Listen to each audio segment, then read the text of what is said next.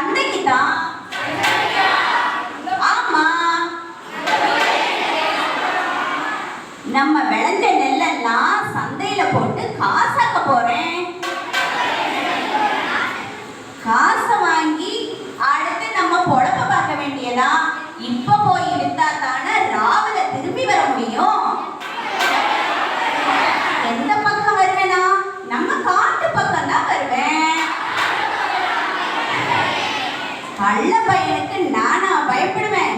நம்ம சாமி இருக்குல்ல, நம்மளை பார்த்துக்க. வண்டியை கட்டுவோமா?